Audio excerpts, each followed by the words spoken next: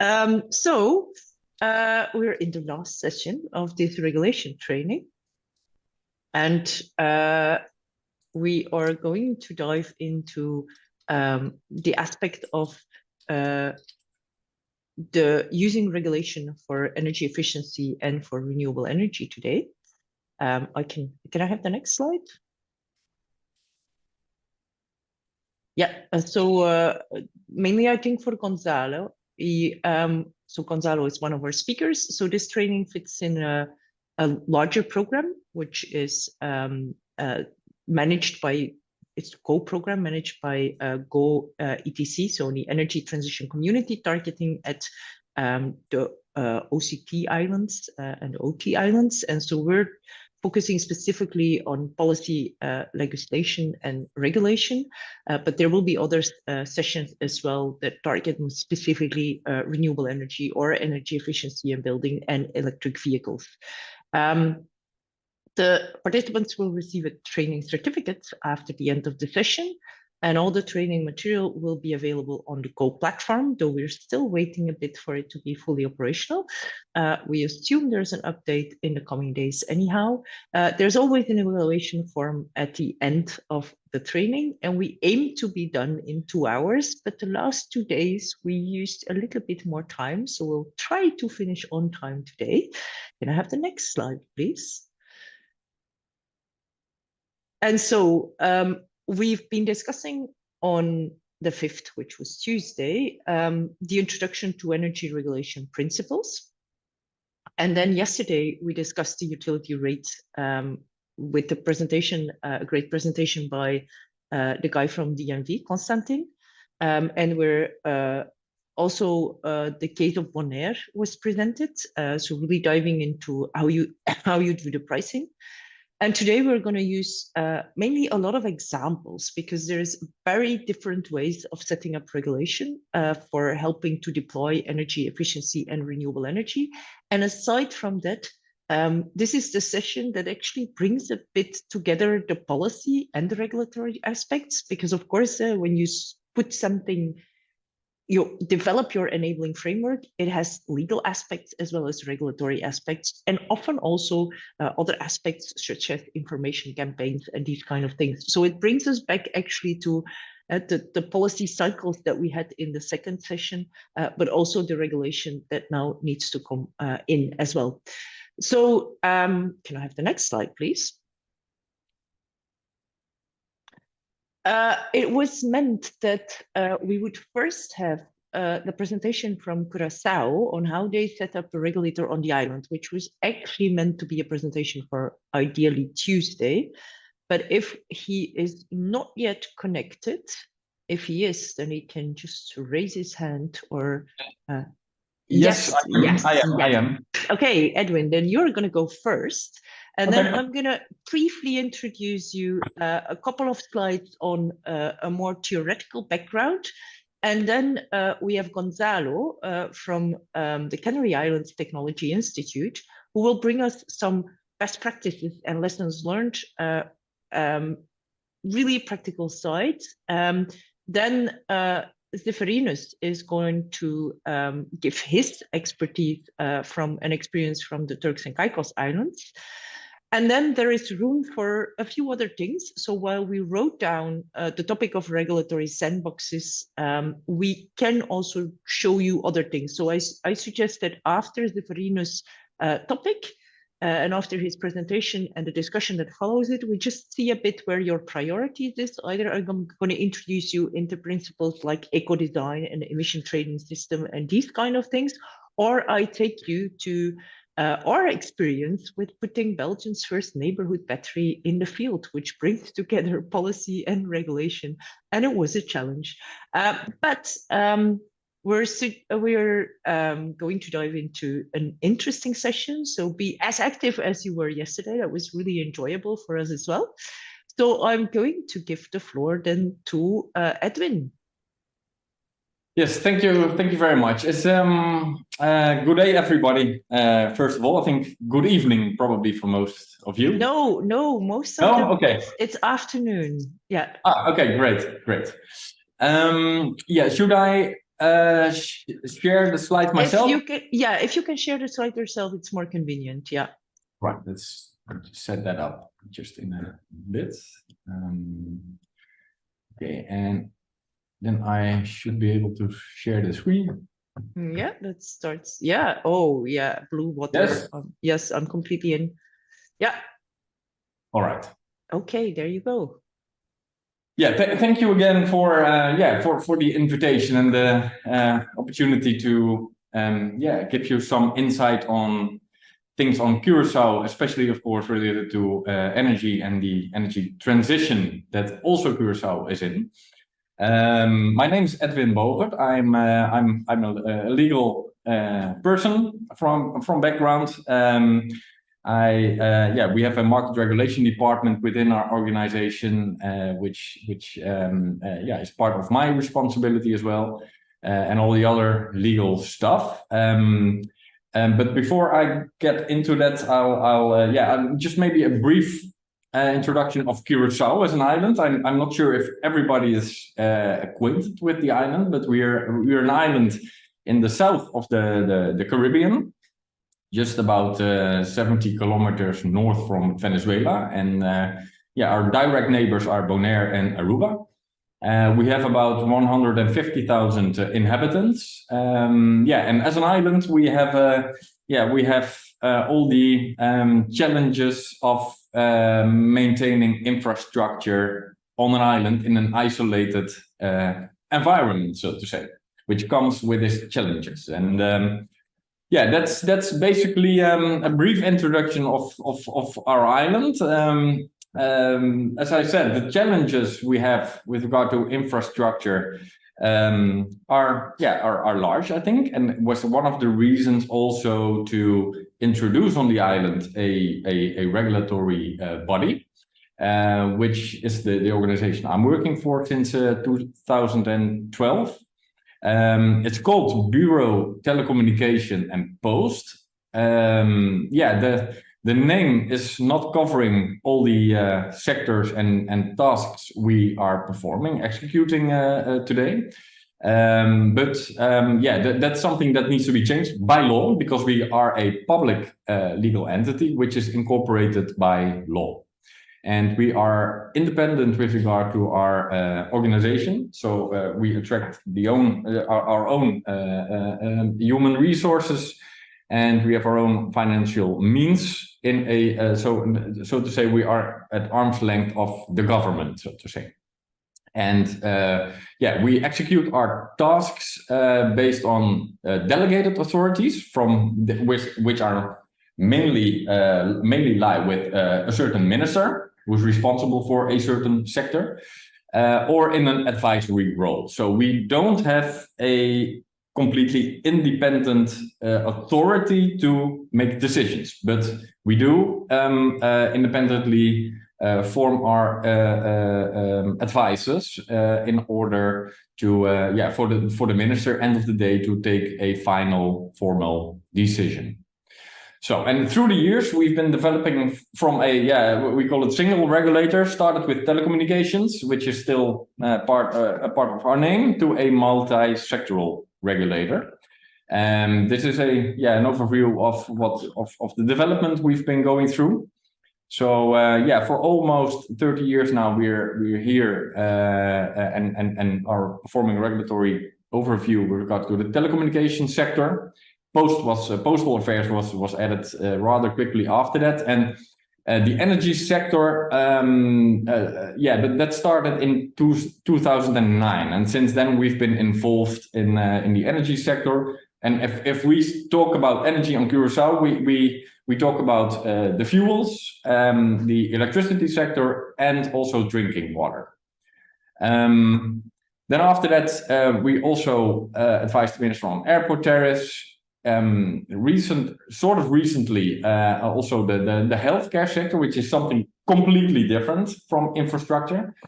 So that's going to be a new branch within our organization. And I mentioned innovation box, that has to do with a specific tax task that we're performing for the Ministry of Finance, but I'll leave it at that. But most important today, of course, is energy. So I'm gonna share with you some more sites on what's happening on Curaçao. Yeah, I put on two numbers, years better to say, and you probably have no idea what they mean. But I assume it's not your year of birth, though. no, not mine Yeah. at least. No, it's the year of birth of the current laws that regulate the energy sector, and that's quite a while ago. So in 1961, on Curaçao, a law with regard to pricing was introduced. And that's a very general law which states that the government is allowed to put for certain services or products a minimum or a maximum price in the interest of the public. So that law is today still the basis of the regulation of our energy prices, both fuels as well as electricity and drinking water. But those words, fuel, electricity, drinking water, do not appear in this law at all. The other one from 1963, that's our law with regard to the electricity sector. Well, and as you can imagine, in that year, energy transition was not a concept, or energy efficiency wasn't a concept at all. So we're not going to find any word about that in this law. So, and that's still the legal framework, or the basis of the legal framework, better, we are using today. So you can imagine that comes with its challenges. So what we've been doing since we as a regulatory body got involved since 2009, we've been developing several regulations based on policies, concessions, which is more like a license based on this old law, and based on these policies where the government put in place certain targets regarding the energy sector, we set up these new licenses and try to include more specific regulations which are guiding towards those policy targets. So that's then, of course, the concession that's provided to the producer and the distributor of electricity and drinking water on the island. And then we're working with guidelines and certain procedures, especially when it comes down to the tariff regulation, because I just explained that the law is very generic and general. So we developed guidelines in which we stipulate how an electricity tariff should be structured, which costs are relevant, which revenues are relevant, which norms or targets are relevant. And based on that, we advise the minister on the actual tariffs for these sectors. And then a ministerial decree is determined, which is then the legal basis based on this old law for these tariffs. So that's basically how we have been trying to give more substance on the regulatory framework based on these old laws. So why did we do this? We started in 2009 to do this because we needed to address certain developments as soon as possible, especially that there were, like 10 years ago, a lot of discussions on the tariffs, and tariffs were not adapted regularly on a structural basis because it was all politically influenced, which also led to detrimental situations of our main distributors on the island, and which prevented them, for example, to invest in new technologies and in certain maintenance. So as soon as we became involved, we started to develop these structures in order to provide more stability to the sector and also to the distributor on the island, and to have them enable themselves to invest in the future. and also towards more renewable resources in the total production mix. So that's the reason why we started. In the meanwhile, we have on paper a new energy law, which is much more focused on the matters that are relevant today, both on fuels and as well electricity. But that's still in the development phase, and has to go through certain checks and balances we have in our legal system on Curaçao. And I'm afraid that would still take another year for us to get this new law, which would then also enable us as an organization more authority to have more authorities on our specific regulatory role. So it will also come with some institutional principles. So that's a development that's going on. But in the meanwhile, we cannot sit still, and we have been working and are still working based on these on the current framework I just briefly explained. Then when we look, we have had a new policy published and decided by the Council of Ministers in 2018. It's available on our website. So if you're interested to look into that in more detail, then you can go to bertel.org, and it's there within in the energy caption, and you can find this policy document.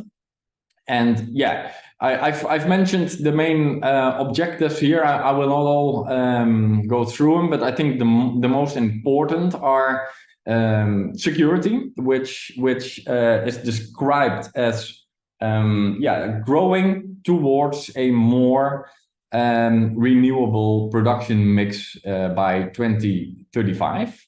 It's stipulated that we should be by then at 50%. Today we are approximately at 25% of at least our electricity facilities, and that's based mainly on wind. So we have about our peak demand is approximately 140 megawatts. And the wind capacity we have is 46. We have some distributed solar systems. Those are the systems that consumers, both households and businesses, are allowed to install on their premises, and then use the generated electricity for themselves and provide the excess energy to the grid, which also comes with a certain tariff structure. So that's approximately 16 megawatts. So in total, we have about approximately 65 megawatts of renewable capacity on the island, divided by wind and sun. And for next year, we are planning to have a fourth wind park, which would increase the wind capacity to approximately 60 or 65 megawatts alone.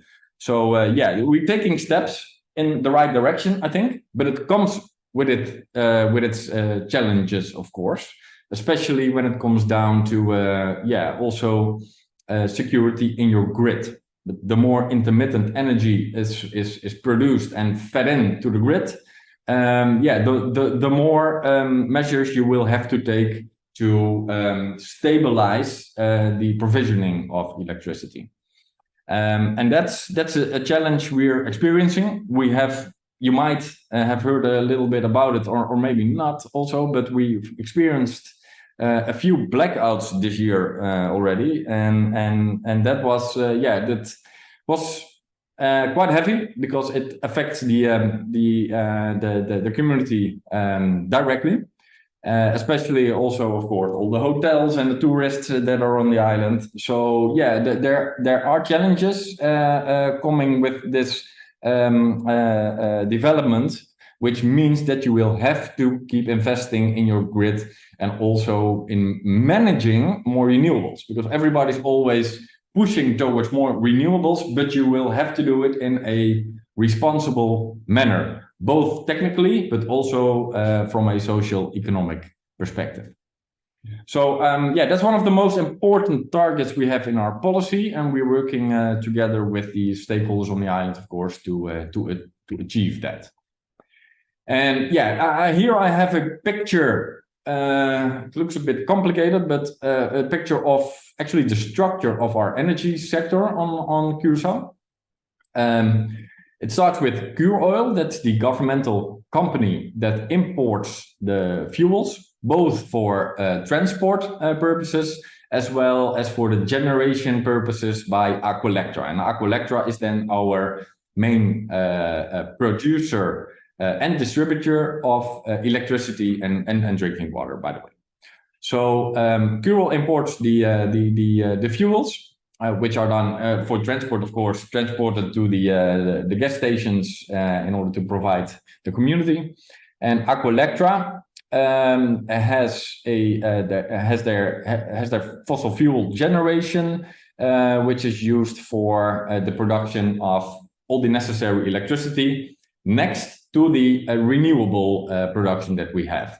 So the renewable production, the wind I mentioned earlier, that's done by a third party called New Capital. They have currently 3 wind parks on the island, and all the electricity they produce has to be purchased by Aqualectra and then distributed to the community. So and that goes also for the SIP, the SIPP, the small independent power producers.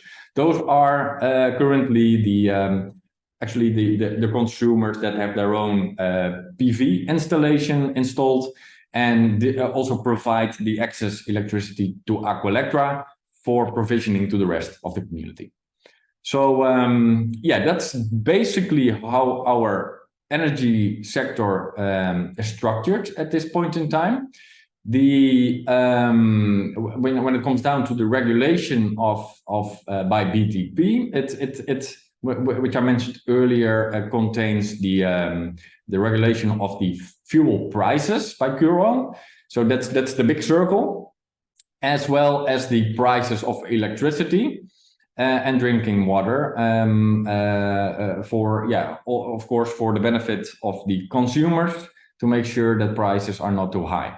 So that's part of our responsibility. And when it comes down to electricity, there are also certain quality parameters Aqualectra has to comply with, and that's also part of our responsibility. And and we are advising the minister also on how you could structure concessions also for third parties. So we have on Curaçao a monopolistic structure for both fuels as well as electricity, which we will maintain that for at least the distribution side, because it doesn't make sense to have 2 grids on your island, and we are also too small to make a separation of between the distribution function as well as the provisioning, more administrative provisioning function. So we decided to keep that with Aqualectra. But towards the future, when we are growing towards more replacement of more fossil fuel generation by renewable generation, we will be issuing also more licenses to third parties. So that will be based on like a we call it aanbesteding in Dutch, like a tender procedure where other parties could also join in order to get the most optimal proposition for the island in place. So we're also advising the minister on those aspects. On the side, you can still see PDVSA and refinery.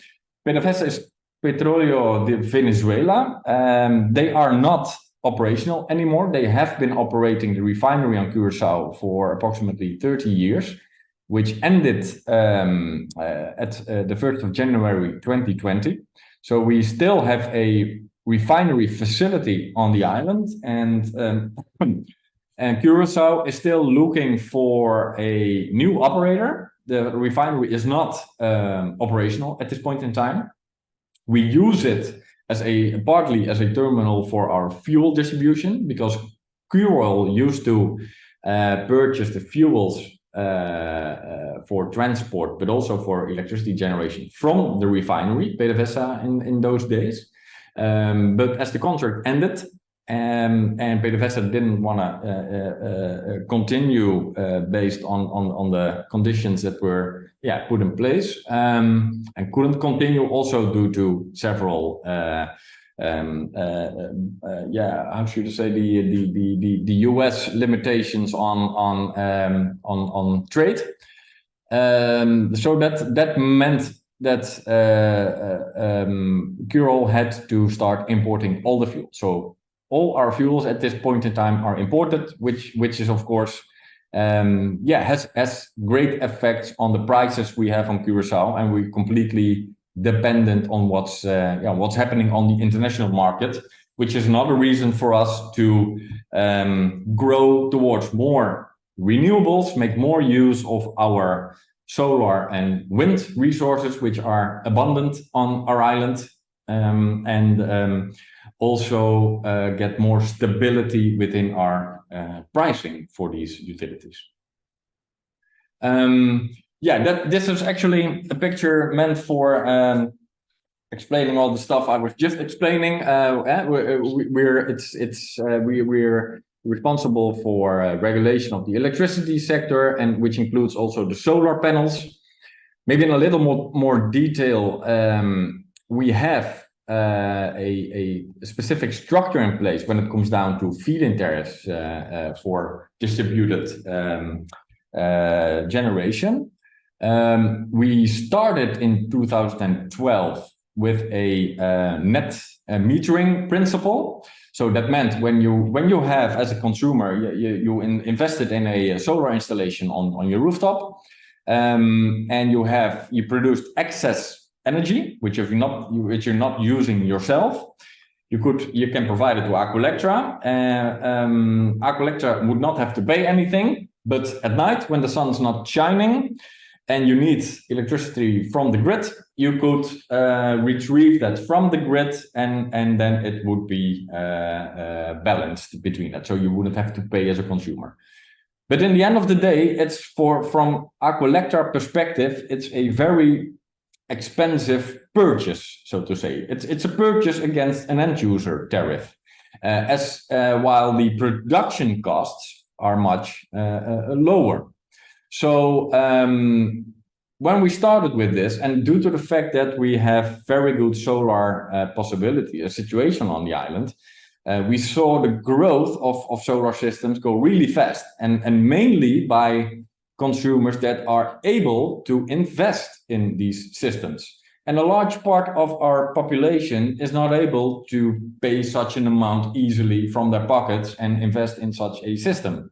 So what happens then in our tariff regulation, we have a per kilowatt hour tariff for the regular electricity provisioning. And basically, it's production costs. We are evaluating that every month. So the tariff changes every month based on the production side, which is influenced by the number of kilowatt hours produced by wind, by solar, and then fossil fuels, and also taking into account the fluctuation in the fossil fuel prices. So we're changing that every month. But the other part is we call the basic tariff, and that's to cover the more fixed cost of operating the grid. And if you have a certain a basket of costs, and you divide that by the number of kilowatt hours on a yearly basis, when the number of kilowatt hours decreases due to, for example, distributed PV systems, that means that at the end of the day, that the basic tariff will increase for the people that are not able to invest in a solar installation. So because we're an island and we're small and we have these superb solar sun situations, we were seeing this development rather quickly, and which led us to introduce a different structure, and now also PV users end users that have invested in a solar system, they have to contribute based on the capacity they have installed on a monthly basis for the connection to the grid. So they also pay part of the fixed costs for having the grid and also the production capacity for them having being available 24/7 a day. So that's the main reason and the principle we came up with. That was 2015. We've had many court cases since then, but they were all at the end of the day, and the court decided that the regulation was fair and reasonable. So today we still have this structure, but it's a constant development. So it's not a holy grail at all, but it's a development looking at what's happening in the world, what direction we're going in, and that's part of our philosophy at BTP to keep ourselves grounded and look at what's happening internationally, what matters for our island, and then structure our regulation in that sense. So I think that leaves me with my part. If there are any questions, or feel free to ask them now or maybe later on. Maybe Edwin, what is the amount that people pay? Let's say I have a 5 kilowatt PV. How much do I pay in US dollar, if possible? Yeah, it's 8 guilders per kilowatt peak capacity. 1.82 guilders is $1, right? Yeah, so let's use 2. That's a little bit easier. So let's say you pay $4 per kilowatt peak on a monthly basis. On a monthly basis. So that would mean if you have a system of 5 kilowatt peak, which is the average for households. Of course, businesses can be much larger. Yeah. They pay another rate, by the way. But so that's nearly $600 a year that I would pay for it.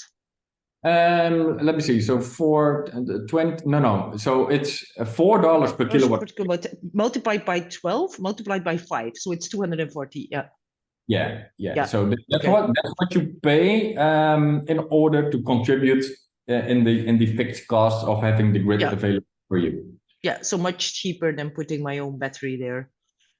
The business case is still very good, and it largely depends on the percentage of your own use. So the business case is driven by what you save, right? So if you the more you use your own electricity that you produce with your system, the less you have to buy from Aqualectra. And so you save, you save those higher tariffs. That's the main driver of your business case. So if you use less, and which for consumers is the lowest, actually, the tariff category with the lowest own use, because most consumers are not at home during the day. For businesses, it's the other way around, because they operate on during the day when there's production going on. Yeah. Okay. Any other questions? Eric, Robert, Avril, Natalie, any other questions? Natalie is a neighbor. Perhaps, Edwin, thanks for this excellent presentation as usual. But maybe you can speak a bit to the fuel clause as you are applying it in Curacao. It may be interesting for the other islands. Yeah, of course. We the fuel clause is actually the.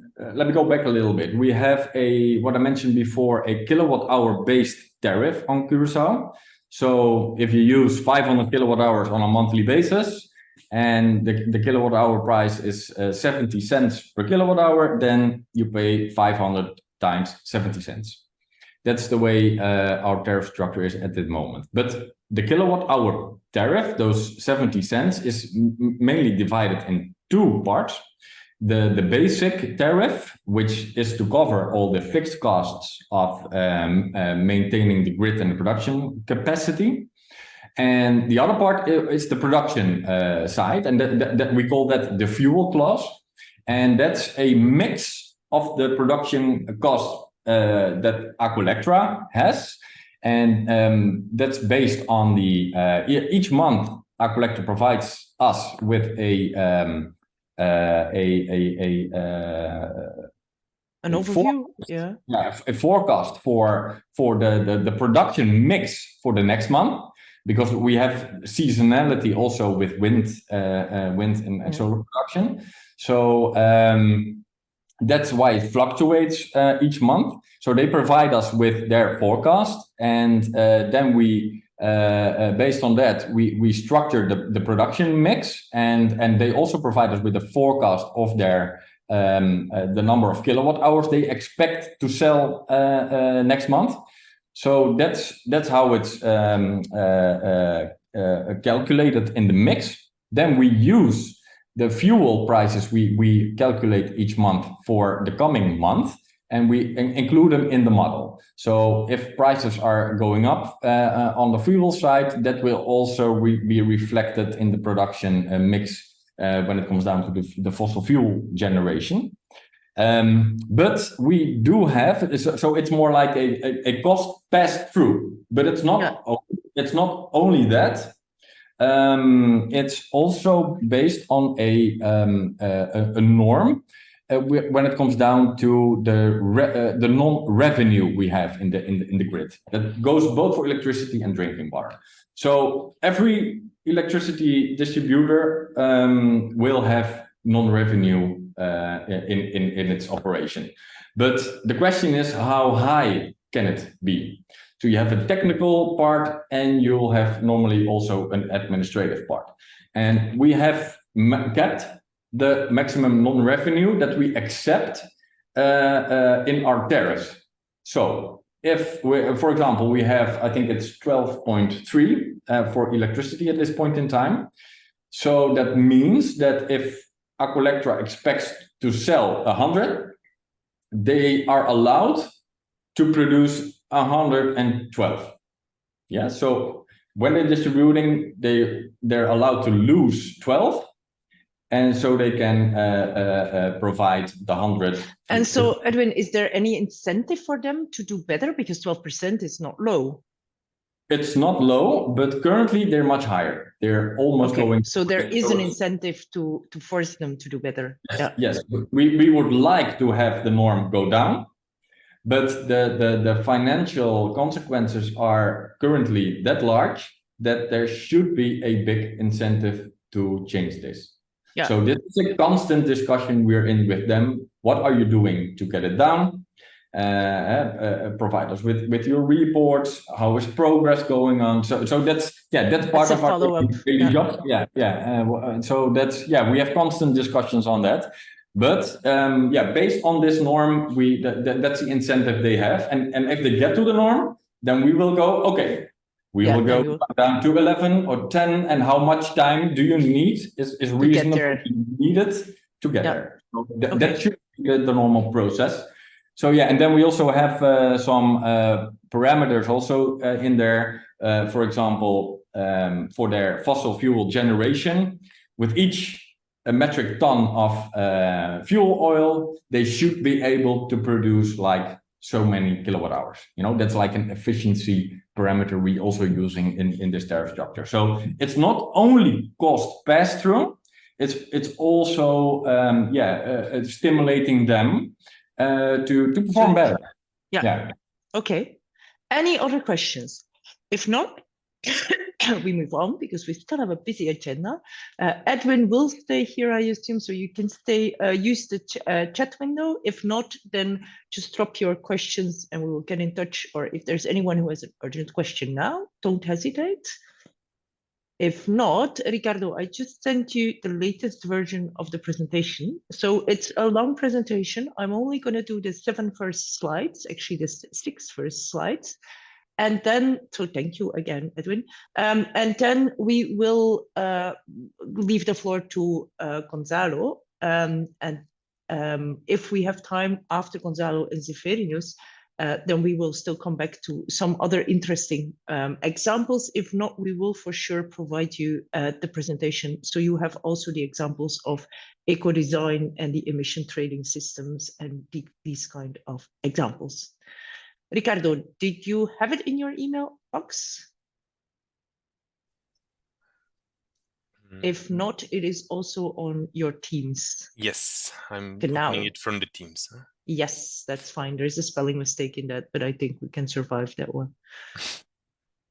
So I just made some introductory slides. It's not really self-evident to make a theoretical basis for how you use policy and regulation to improve energy efficiency, because there are a zillion ways. And we already discussed yesterday the tariffs, how tariffs can be used as an incentive. So you can already give me the next slide. But it is much more, and tariffs can move you. Oh, that's the presentation that we already had. Super interesting to do it again, but I was looking for the one that is called 7 December as a title. Do you see it? No? No, I don't see it. It should be in your email box. At I least haven't received an email. yeah, Yet, it's somehow yeah, it's gone here. If not, Laura, could you share it? I mean, I can share as well, guys, but then you're going to see a big black thing on both sides, and it's not very agreeable. So next slide immediately. Why do I actually start with energy efficiency? Because remember, I think it was the fourth presentation we had with Charles Henry was presenting, and I hope we had it, I think he had it in both the English and the French session, where he was presenting that approach where energy efficiency were also used as a bidding strategy to a power market, to a power generation market. And so you can push the next button. The United Nations Secretary General, and I did something interesting with it, just push a couple of times until the slide is done. Yeah, one more. So, no, previous one, sorry. So the United Nations has called to double the global rate of energy efficiency improvement between 2017 and 2030. And I can assure you there's still a lot of work. Now, later in this presentation, I don't know whether we will have time for it, but we will provide you the slides, is even the work of some Arabic countries that are really trying to improve energy efficiency also in those environments. So you really see that everyone is trying to do it. And what Charles Henry said was really, I use it also as a resource. It's also something valuable. So we should not ignore what we can do with energy efficiency. And so what they actually also mention is that you should stimulate the private sector to invest in energy efficiency. Why? Several reasons. They, of course, are the largest consumer of energy, but also it's in their own interest as reason of competitiveness to be energy efficient. And it's in the interest of the citizens and the other businesses buying the services and the products of the big energy consumers. So if they're more efficient, they can sell their products at a more cost-effective way, which makes it more interesting for everyone else as well. So what they actually come with, and that's the thing here, it is actually a fuel. And that is what Charles Henry said earlier in the sessions as well. Don't just see it as something that is there and it's something you should do it, but see it as valuable as renewables or anything else. Next slide, and you can even move immediately to the one afterwards. So there are actually different levels on which you can push energy efficiency policy and regulation. There's the household level, there's the transport level, there's the business level, and there is, of course, also the energy efficiency level for utility. You can give me the next things here. I did some animation, but as I'm not doing the slides myself, thank you. So on the household level, what can you do? You can force building codes. What many of you are already doing, by the way, there's energy efficiency certification, which you can do on the one hand for the buildings, but also, and that's the next bullet, where appliances, labeling, and minimum performance requirements. And if we do have the time today, If not, then we see how I get the information to you.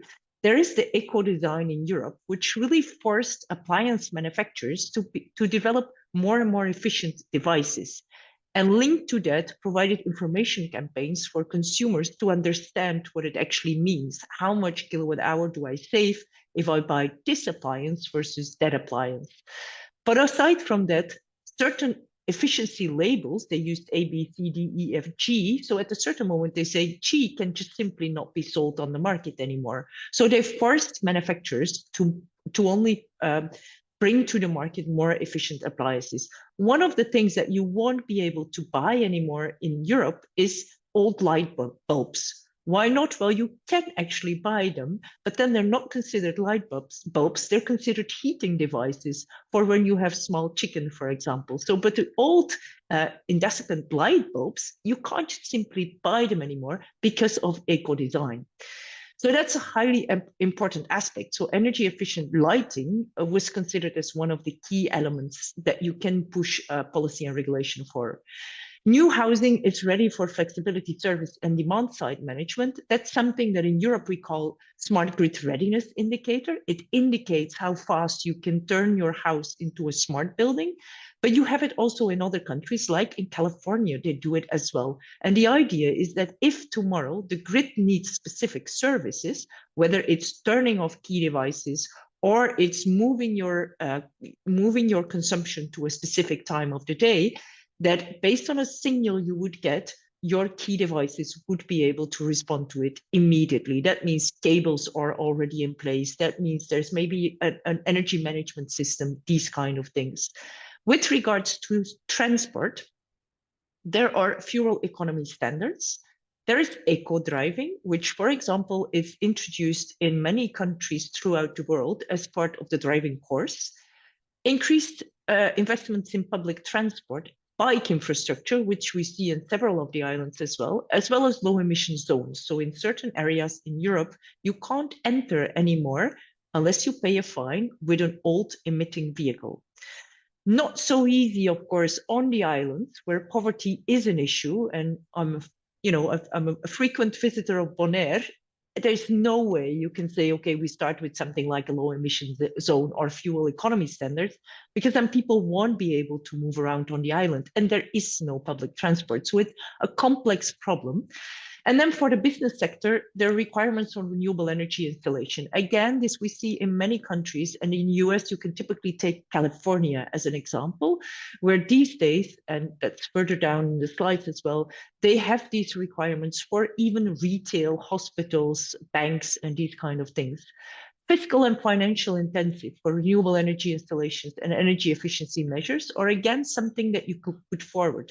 Some of these measures are policy, some of them are regulation. Encouragement of energy service companies that could do third-party investments, that could help a business to really move their building and their energy use to something that is more efficient, more smart, that is definitely something that can be pushed as well. And then enabling energy sharing between companies at a rate that makes it feasible from the point of view of Edwin's point of view being the utility, as well as from the point of view of me having a business, putting more renewable on it and trading with Eric, who's my favorite one in the audience. So that is the idea there. And then emission targets and emission trading. So if Ricardo has a bad business emitting a lot, and I have just built a new building that is super efficient, and I actually, compared to the others in my sector, I'm emitting less than Ricardo can buy my emission savings. And so that forces the industry to look at those emission savings that are economically most feasible, more attractive. Okay, next slide. Other things that you could do as a utility is what we discussed yesterday already briefly, I think, dynamic pricing, to provide a concept of cost reflectivity. And in the slides is also the view on how Curaçao set the prices. So they don't have they don't have dynamic pricing really as such, but they do provide gradual pricing in the sense that those that consume less pay less. That helps for poverty, but it also incentivizes, especially in the amount of difference you make, it incentivizes people to to choose for more efficient appliances. Then energy efficiency regulatory requirements, it just simply like eco-design say, this is it, and otherwise you can't come on the market. Incentives and campaigns to specific stakeholder groups, what they can do, inform them, but also through that, you actually ask the audience, you ask the potential consumers of this business to think further and to say, okay, I actually want to buy with you because you're thinking about energy efficiency, you're thinking about your energy consumption. And what is super important, and we discussed that last week in the session on data and KPIs, data accessibility to consumers. Make sure that your smart meters, your digital meters, the data is available to consumers at a relevant frequency, so 1 minute data, 15-minute data, but something that can learn them something, make it such that it is easy to understand, but also, and I think especially at Curaçao, which has a knowledge institute, make these data, these aggregated consumption data, while protecting privacy, make sure they're accessible to developers so that you on the island start to kind of nourish innovation in solutions that work for the islanders, that are accessible to the islanders, but that match really the potential of the islanders. And there is one more slide before we go to Gonzalo. For renewable energy uptake, we've already discussed a number of measures. They're typically, and that was my spelling mistake, they're not accustions, but they're auctions. Now, auctions also have drawbacks, but you could do the auctions, which ensure you that you buy it at a reasonable but the lowest price possible. There are compensation policies, which could be subsidies, which could be subsidies for buying it, which could be certificates as well. And there could also be regulatory requirements relating for the maximum length of a permitting procedure or the transparency of decisions on that.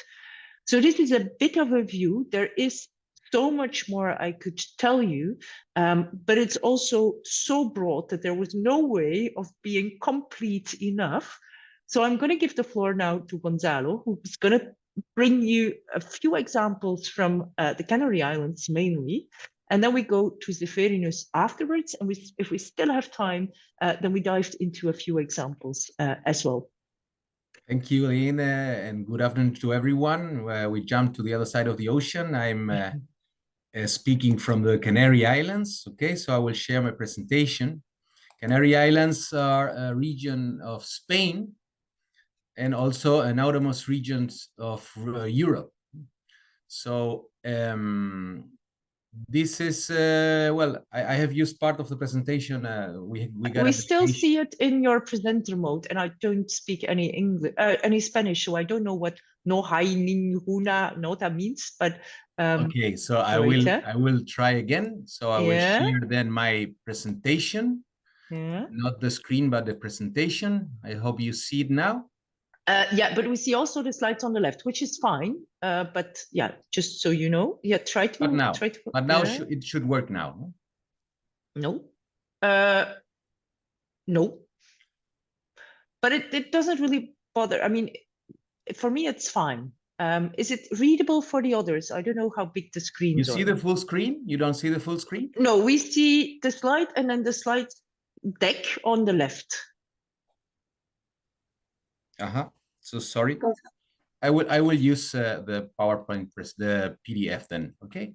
Yeah, that's fine as well. Sorry for that. It's all fine. No worries. If you have issues, I have it ready here. Yeah.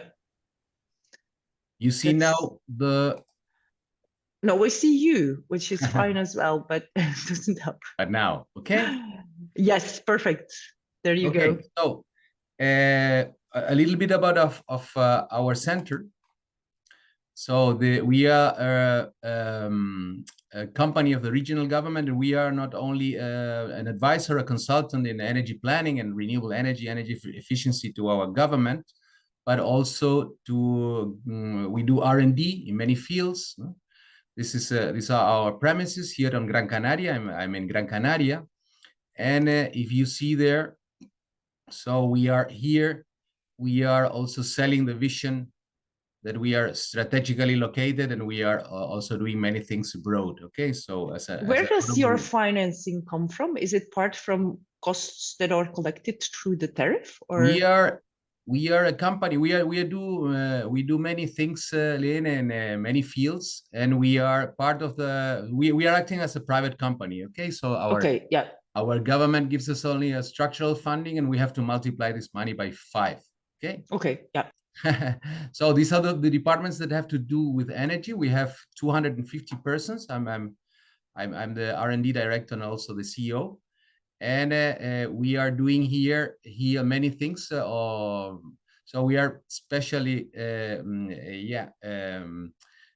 focused on insular regions, isolated regions, remote regions, not only from Europe but also from all over the world. These are the countries where we are active in. Okay. In water, we are doing a lot in energy efficiency in the water cycle, so particularly developing desalination techniques that are highly energy efficient. This is for us very important because 15% of our electricity is devoted to desalination here. Then we are doing in microalgae. I'm telling that because there are in the overseas countries and regions there are many similarities with us. So please feel free to contact us if you want to do things in this field. So microalgae biotechnology is also good for energy and also sustainable aviation fuels. There is a growing interest from big companies in that, and we are supporting them in their R&D fields. And then renewable energy. So we have a big department, 40 people. We tackle all the trends of the energy transition, energy efficiency, and also deployment of renewable energies. This is what we do. I will go very rapidly because we will focus on policy and regulation, and then we will I will tell you about examples. So we are very, very powerful in all this technological part, but also in the advising governments and the energy policies.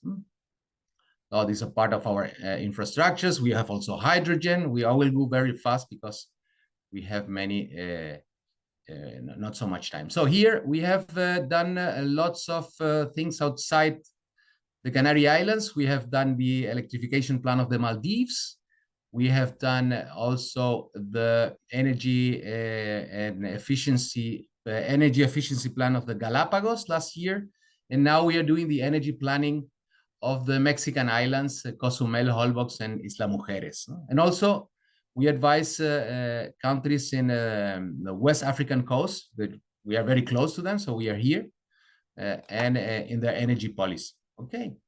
So some outstanding projects from us. We are also doing R&D, not only in this more conventional renewable energies, but also in the new fuels, e-fuels and synthetic fuels. This is our platform. Commissioner Ferreira inaugurated it 2 weeks ago. So we have several electrolyzers, a bus, two cars, and we are also doing R&D in new fuels. Okay, part of our facilities again.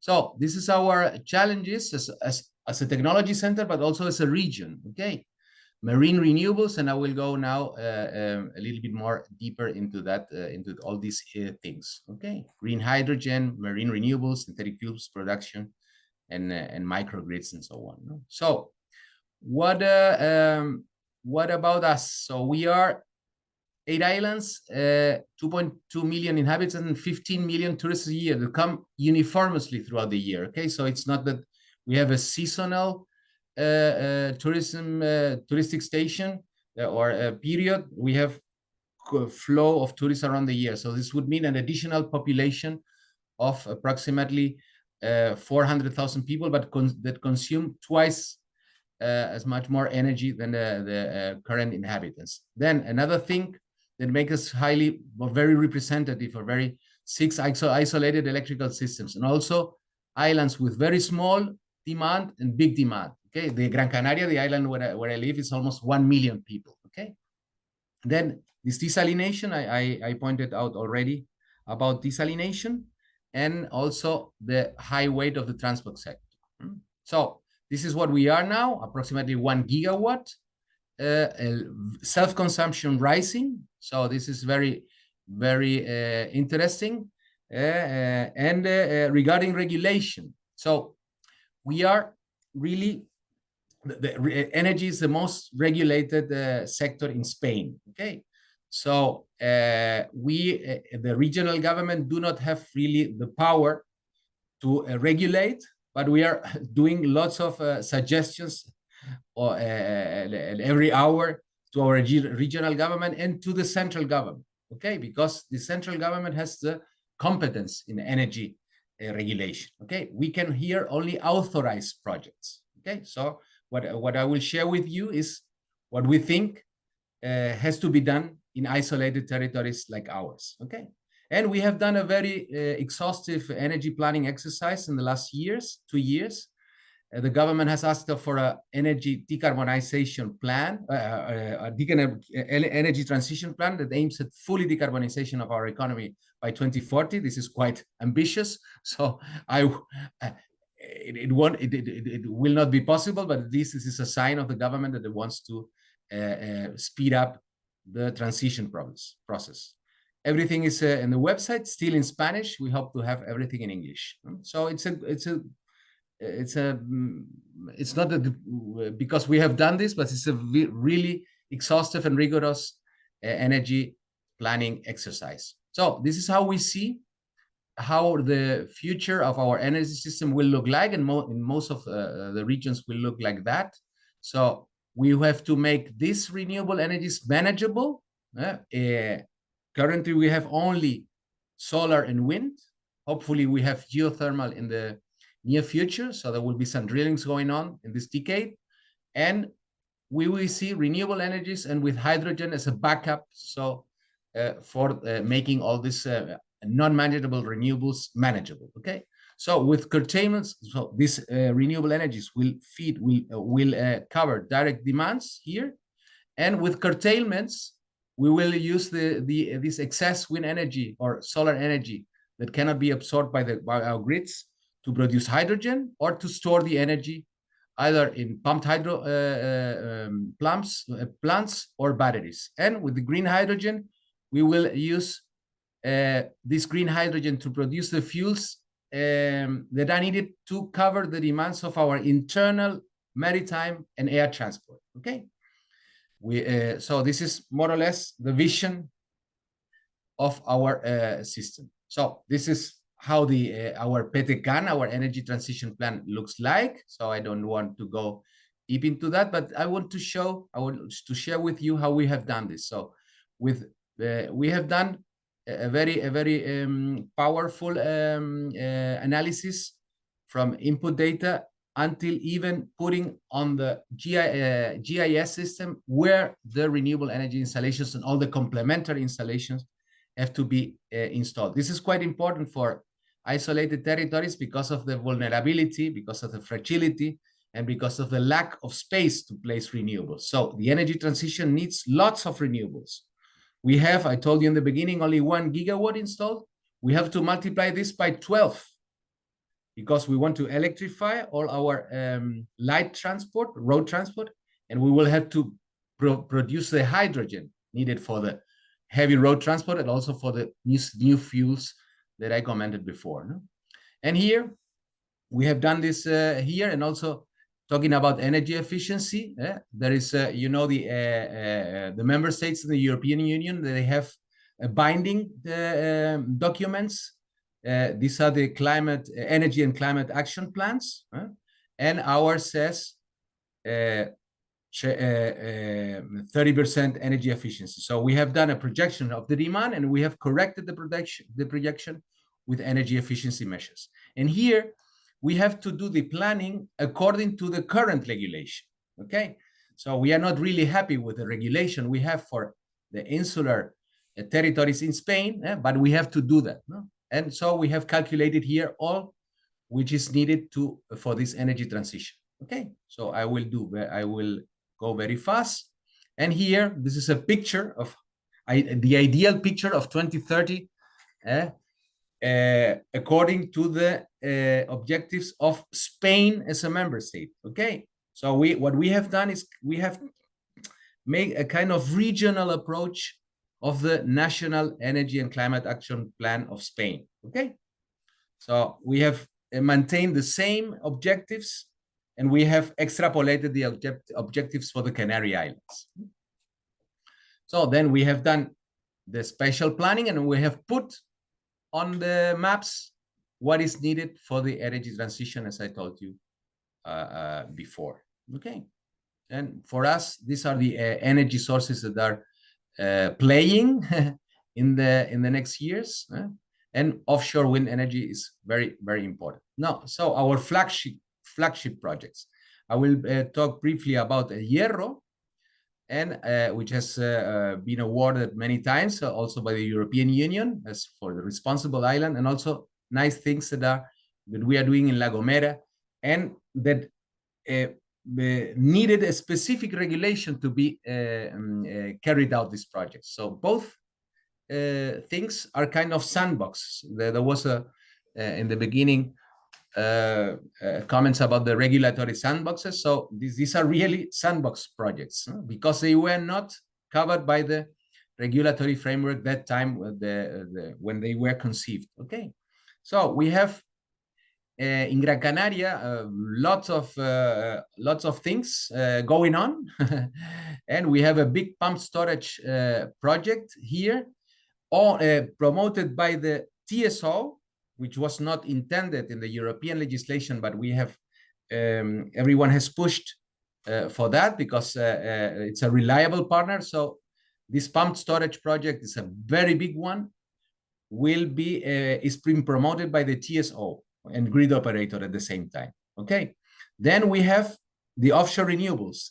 The offshore renewables will start in the Canary Islands, particularly offshore floating wind. And they need a specific regulation. So we have been waiting for 5 years for this regulation. It's also depending on the central government, because the central government is the owner of the sea, okay, or at least of the generation of electricity on the sea. Okay, and this is what we are doing. We are before there is a big eclosion of this technologies. We are starting with doing R&D and tests of different prototypes in our waters.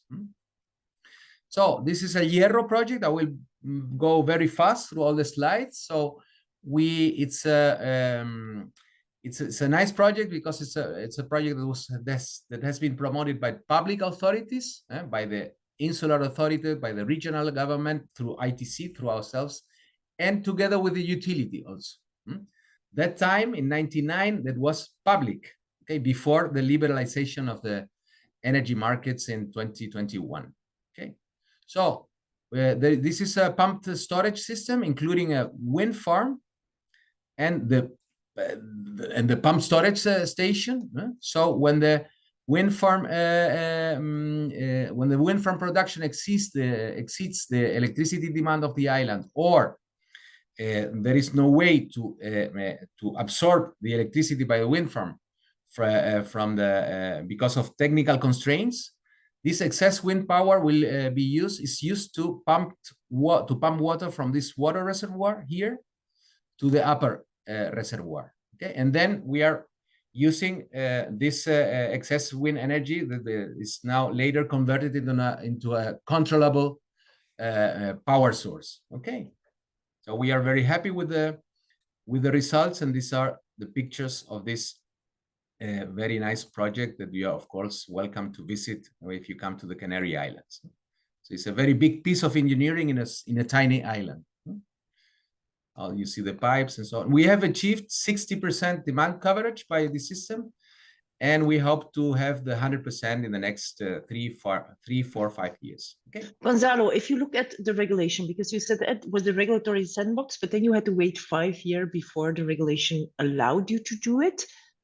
I mean, normally in a regulatory, This time it was 2025 when we created this company, and we asked. 2025 is in 2 years from now. No, 25. So 20 years ago.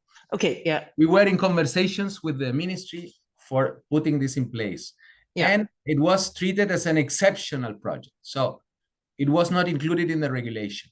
The sandbox we are asking now is more related to the microgrids.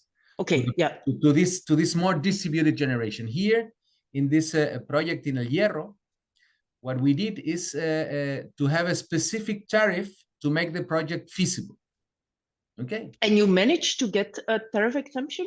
Yeah, because it was strategic project of the central government in Spain, and we got even a subvention of 30% of the whole money. Okay. Yeah. Okay. So it was really it's a pioneer project, and it devoted a specific legislation. Then another thing what we think is very suitable for islands and overseas countries and isolated territories is the distributed generation. And you find in the market lots of things, but what we are doing as an R&D center is trying to make these microgrids more intelligent, and with the possibility to even to interact with the distribution grid. We have at our premises the microgrids where we are doing all these experiments before we go into the real life. And what we have done in La Gomera Island, is another small island here, is we have done several pilot installations. And this last one here, this microgrid is quite big, 250 kilowatt. Here is where we need a sandbox if we want to interact with the distribution network of the island. Okay, so we are working closely with the DSO, because this is a low voltage grid, in order to see if the ministry lets us doing experiments with the mains grid. Why? Because we can do frequency and power control with this microgrid. We can work with price signals, and we can do we can make the island grid more resilient with systems like that. No? Just one remark to this, Gonzalo. What we learned, and I think most of the participants are on islands where there's no knowledge institute. So I think Curaçao is an exception. I don't know whether there are other exceptions though. And that is really something that I observed throughout the sessions, that, I mean, a knowledge institute can really be thriving. Now, that is not always the case, because on Curaçao, they're not really doing that. So we're going to try to enable that a little bit.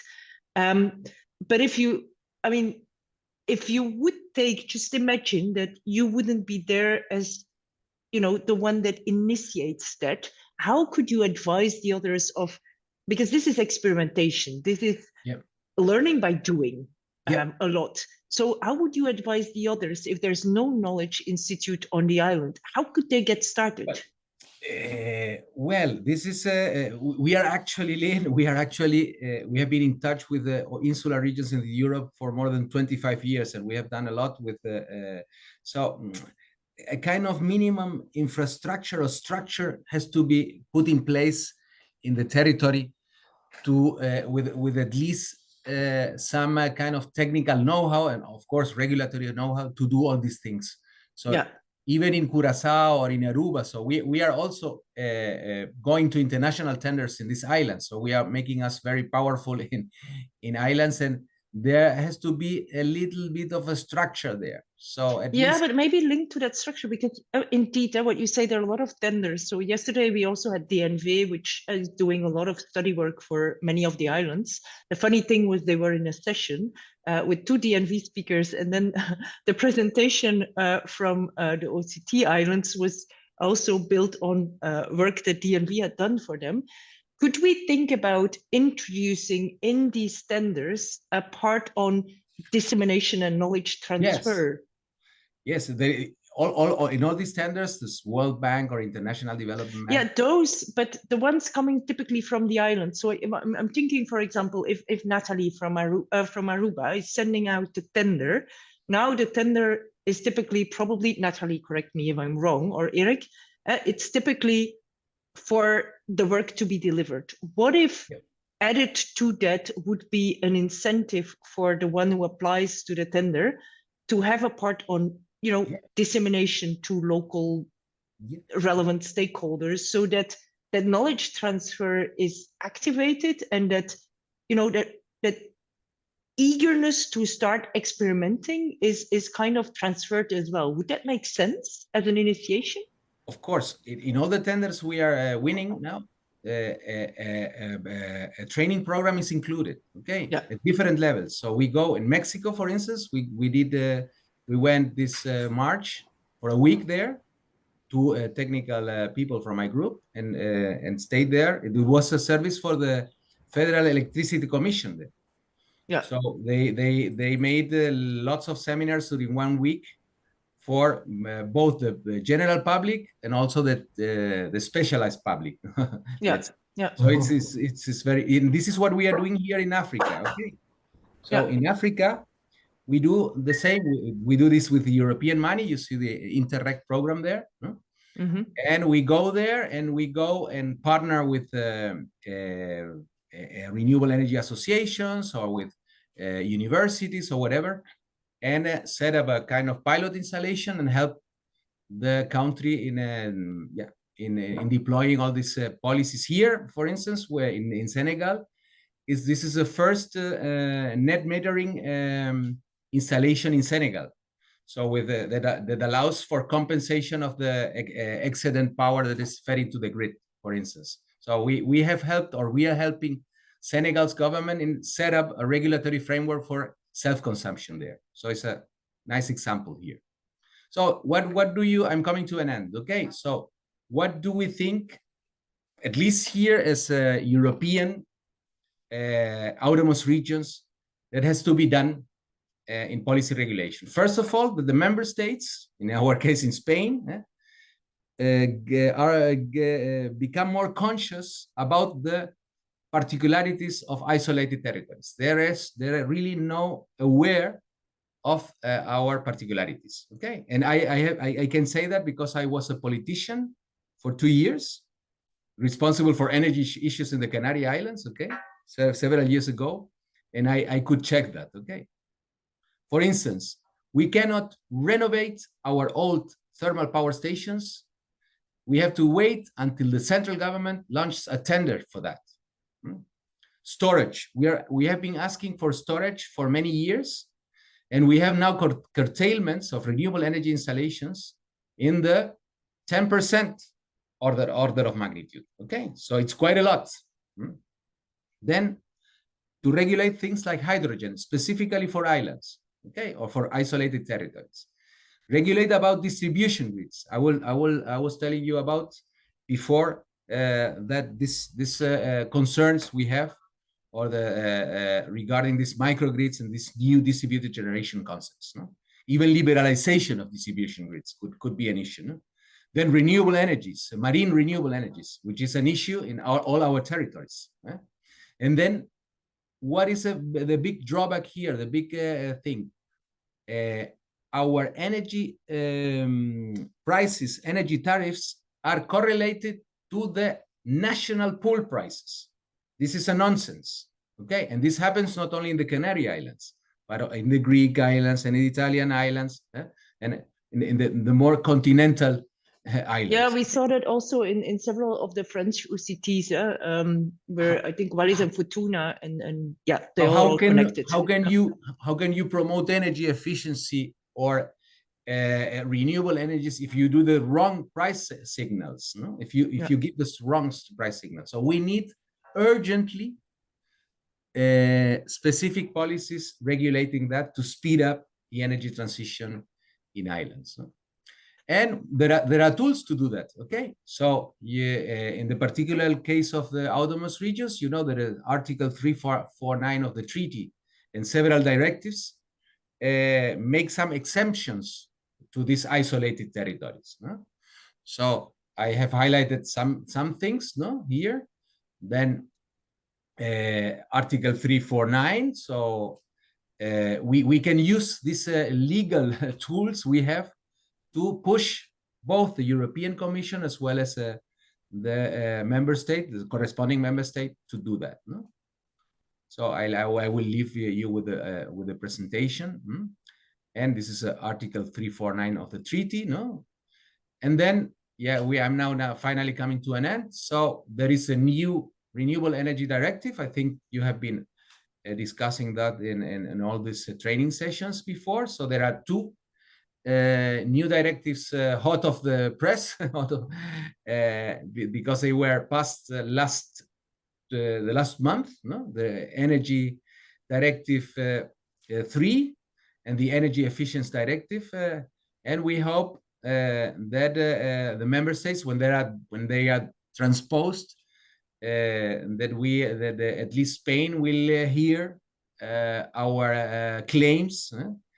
And because, as I said before, we are suffering this right now, not having a specific storage legislation or regulatory framework, or this marine renewables, or this distribution grids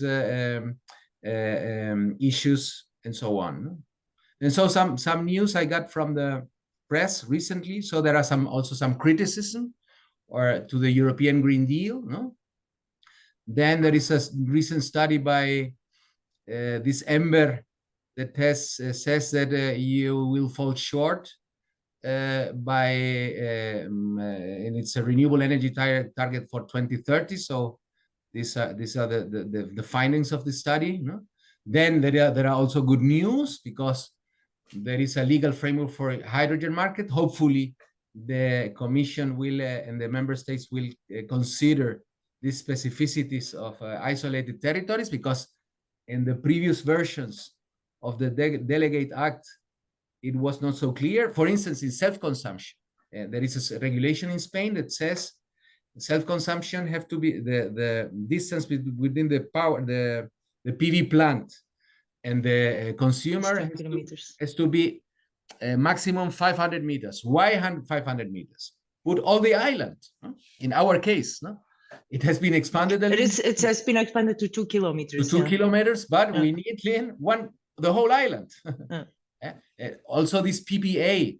So it's quite difficult to do PPAs on isolated territories. I don't know how it is going on in the UK, British territories, and the French overseas, but it's quite impossible to do a PPA here. And then another thing that, just to finish, that I took, this is general, not from the European Commission, no? And it's a Restart Energy study, that gives some 10 recommendations, no? That are more or less aligned with your presentation before I entered in. Yeah, and they also have, I think we can try to wrap up here as well, but they have had courses. I mean, several of them, I think, had also courses on, for example, that reduce, reuse, recycle. So they're definitely used to that. Yeah. And the road transport electrification is one of the topics that we will be discussing later on the training as well. Yeah, so we have done, this is in our case, in the case of isolated territories, this is the most difficult task to do. So the decarbonization of the road transport. Okay, so this is what we see. It's the most challenging issue here. And thank you very much. I've tried to stick to the time. Okay, guys, any questions for Gonzalo?